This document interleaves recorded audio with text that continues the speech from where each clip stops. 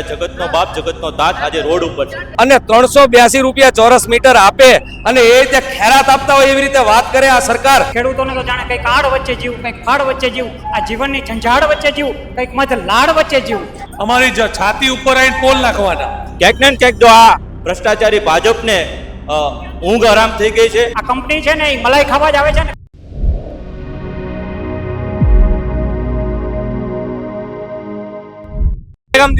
કોણ ક્યારના આવેલો અહીંયા આવ્યા છીએ રાતના 6 વાગ્યાના. અહીંયા તમે કેટલા ખેડૂતોને આપણે ટ્રેક્ટર લઈને આવ્યા? અહીંયા અમારા કોંડ ગામના 70 ટ્રેક્ટર આવ્યા છે અને 80 4 ગાડીઓ આવી છે. એટલે કુલ 700 માણસ કોંડથી આવ્યા છે. આજે હવે અપીલ કરવા માટે વિધાનસભા જવાનું છે. હા, અપીલ કરવા માટે અમારે વિધાનસભા જવાનું છે કે ખેડૂતોને જે હાઈ ટેન્શન લાઈન બાબતે જે અત્યારે નાખવામાં આવે છે, જે વિરોધ અમે ખેડૂતો કરી રહ્યા છીએ, યોગ્ય વળતર નથી આપતા, એ બાબતે અમે આજે ગાંધીનગર જવાના છીએ. તમારા મીડિયાના માધ્યમથી અમે કહેવા માંગીએ છીએ કે આ જગતનો બાપ જગતનો તાત આજે રોડ ઉપર છે. રોડ ઉપર જગતનો તાત છે અને એસીમાં બેઠેલા લોકો અત્યારે આજે છે એ મજા માણી રહ્યા છે. ક્યાંક ને ક્યાંક વાત તો એક જ છે, મારો ખેડૂત દરેક જગ્યાએ લાઈનમાં, ખાતરમાં લાઈનમાં, દવામાં લાઈનમાં, આજે હાઈટેન્શન લાઈનમાં એના ઘરમાં અને એમના ખેતરમાં ઘૂસી અને પોલીસ તંત્રએ જે ચોર હોય એના સાથીદાર સૈનિક બની અને ઘરના તાળા અને વાડીના તાળા તોડી અને અંદર જઈ અને ખાડા ગાળી અને થાંભલા નાખવાનું કામ કર્યું છે. એના વિરોધમાં આજે આખી ખેડૂત રેલી છે અને ખેડૂત એકતા દેખાઈ રહી છે.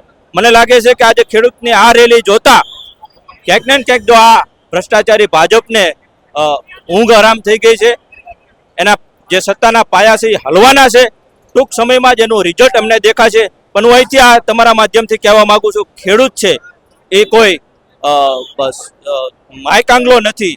જો એ તમને સત્તા ઉપર બેસાડી શકતો હોય તો સત્તામાં ઉખેડી પણ શકે છે. જેવી રીતે ખેતરમાં બાવળા ઉગી ગયા હોય, ખેતર બંજર બની ગઈ હોય, ખેતરમાં ગાંડા બાવળ મૂળિયા નાખી ગયા હોય ને એને જો ઉખાડી કાઢતા હોય તો તમારી કોઈ ઓકાત નથી ખેડૂત સામે ટકી રહેવાની. અમે તો ઈચ્છીએ છીએ કે તાત્કાલિક અસરથી આ ભારતીય જનતા પાર્ટીની સરકારને સદબુદ્ધિ આપે અને ખેડૂતને ટાઈમે વળતર આપે અને વળતર આપ્યા બાદ ખેડૂતને ન્યાય આપે એવી અમારી અપેક્ષા. જે નહીં આપે તો અમે ખેડૂતના દ્વારા ગાંધી ચિંધ્યા માર્ગે આગળ વધશું. હું વઢવાણથી આવ્યો છું.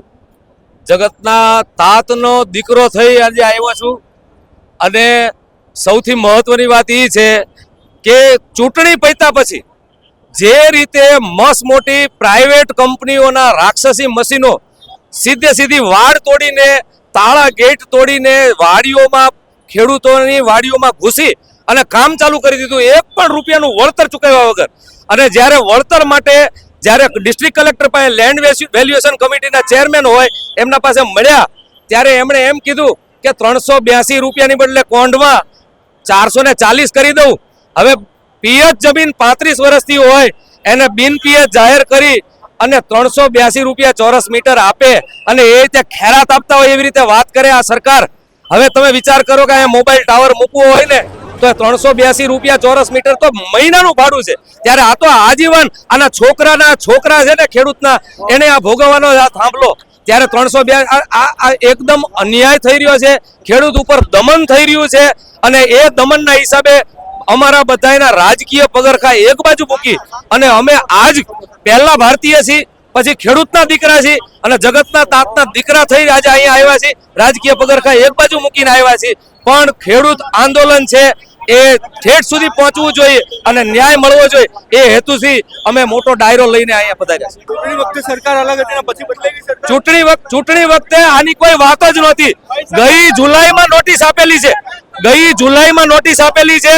ચૂંટણી આવતી હતી એટલે એને ઠેલવી નાખ્યું અને એ ઠેલવા પછી જેવી ચૂંટણી પૂરી થઈ એટલે સીધી વાડો તોડી અને મશીનો અંદર ઘૂસી ગયા છે, 1 પણ રૂપિયાનું વળતર દીધા વગર. ત્યારે કેટલા લોકો તમે અહીંયા ટ્રેક્ટર લઈને રેલીમાં આવ્યા છો? અમારે 50 ટ્રેક્ટર લઈને મોરબીથી આવ્યા છે, બધા અમારા પડખેના ગામડાથી. કેમ કે અમારા મહાકાય રાક્ષસી આ થાંભલા આવે છે જે ખેડૂતોની કોઈ મંજૂરી નહીં લેવાની. એટલે ખેડૂતો એ સેમ પૂછ આગળ છે કે આ વિકાસ નથી, આ વિનાશ છે. ખેડૂતોની કોઈ મંજૂરી નહીં, ખેડૂતો કોઈ પૂછવાનું નહીં. ખેડૂતોને તો જાણે કંઈક આડ વચ્ચે જીવ, કંઈક ફાડ વચ્ચે જીવ, આ જીવનની ઝંઝાળ વચ્ચે જીવ, કંઈક મધ લાડ વચ્ચે જીવ. અને ખેડૂત એ જ કે છે જગતનો તાત કે અમે તો તમારી પાસે પોષણક્ષમ ભાવ માંગી છીએ, પાણી માંગી છીએ, પાક વીમો એ તો તમે નથી આપતા, તો એ ના આપી શકો તો કાંઈ નહીં. તો આજે અમારી બાપ દાદાની જમીન છે, એક ટુકડો બન્યો છે, એ તો ન છીનવી લો, જે લોહી પરસેવાથી બનાવી છે. ખેડૂતો જ્યારે બીમાર થઈ જાય છે ને તો પણ એમ કહે છે કે દવા નથી લેવી બેટા મોટી ઉંમરે, કે મારે 5 વીઘાનો ટુકડો વેચાઈ ન જાય. અને આજે આ કંપની આ જમીન છીનવી લેવા માંગે છે. તો તે પેલા પાક વીમામાં કરોડો રૂપિયા લૂંટી ગયા છે આ કંપની છે ને એ મલાઈ ખાવા જ આવે છે ને ખેડૂતના લોહીમાંથી મલાઈ બની અને દર વખતે ખેડૂતને લૂંટવા જ આવે છે. પણ આ વખતે અમે નક્કી કર્યું છે કે અમે જીવ આપશું પણ અમે જમીન નહીં આપી. આ વખતે અમે કોઈ કાળે અમારી જમીન નહીં આપી. 2 વાર અમને છેતરીને જમીન લઈ ગયા છે. સરકારની અપીલ એ છે કે ભાઈ અમને પૂરેપૂરું વળતર ચૂકવવામાં આવે, વળતર ચૂકવ્યા બાદ જ લાઈન નાખવામાં આવે. વિથ લાઈન કંપનીઓ પોતે નફો કરવા માટે આવે છે અને અમારા પાકનું વળતર કોઈ નહીં, જમીનનું કોઈ વળતર નહીં. અમારી છાતી ઉપર આવીને પોલ નાખવાના. આજે કોઈ પણ સામાન્ય નાગરિક દીકરાને મૂકવા જતો હોય વિદેશ ભણવા માટે તો એરપોર્ટ ઉપર 1 કલાકને 130 રૂપિયા લે છે અને અમારે ત્યાં ભાડું બી નહીં આપવાનું. જે લાઈન પસાર થતી હોય એનું કોઈ વળતર નહીં અને જે રસ્તામાંથી પ્રવેશ કરશે એ રસ્તાનું પણ અમને ભાડું ચૂકવવામાં આવે તો અમે પહેલા વળતર અને ત્યારબાદ જ વિથ લાઈન નાખવા માટે અમારી સરકારની રજૂઆત છે. ખેડૂત માટે અમને અત્યારે યુરિયા, DAP આ બધું ખાતર મળતું નથી, એનો પણ અભાવ છે, એટલે અમારા પાકમાં પણ તકલીફ પડે છે. અને અમારી એ બી માંગણી છે કે આ વખતે અમારા જે લોન છે દેવા માફી પણ કરવામાં આવે અને MSP નક્કી કરવામાં આવે જેથી ખેડૂતોને નુકસાન ના થાય. આવી અમારી 5 માંગણીઓ સાથે અમે ગાંધીનગર તરફ કૂચ કરી રહ્યા છીએ.